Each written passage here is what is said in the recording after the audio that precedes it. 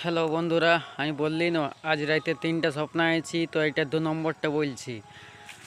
আজ রাইতে আমাকে নেগা হাতটাই করিয়ে নেগা হাতটাই একটা কুকুরে এত কামড়ায় দিয়ে রয়ে স্বপনে, এত রক্ত বাইরাত রয়ে রক্ত বাইরা বন্ধ নাই হতে রয়ে। তখন উয়াকে আমি ঘরে মানে চিট ফিট দিয়ে রুয়া থুয়া দিয়ে উয়াকে ঠিক করলি। তারপর স্বপনে কি দরখাস্ত লিখতে হই হাসপাতাল ভর্তি হওয়ার হিসাবে কে যান, তো সে দরখাস্ত লিখার হিসাবে কেউ লিখে নাই দিতে রহে। তখন ওইভাবেই আমি বাঘমুন্ডি হাসপাতাল যায়ে ওরাকে কহে দিলি আমাকে কুকুরে কামড়াইছে। তখন আমি ডাক্তারগুলা কইলি একের সঙ্গে 200 250 300 পিস ঢুকাই দেও সুই, যেরকম ব্যথা করছে।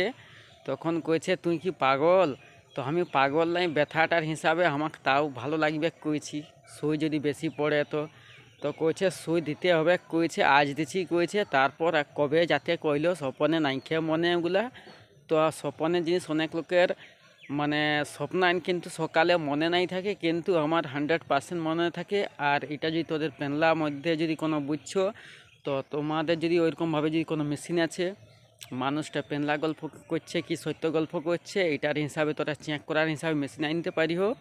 আমি 100% সত্য গল্প করছি। এবারে ঘুরায় আরও পার্ট 3টা দিছি।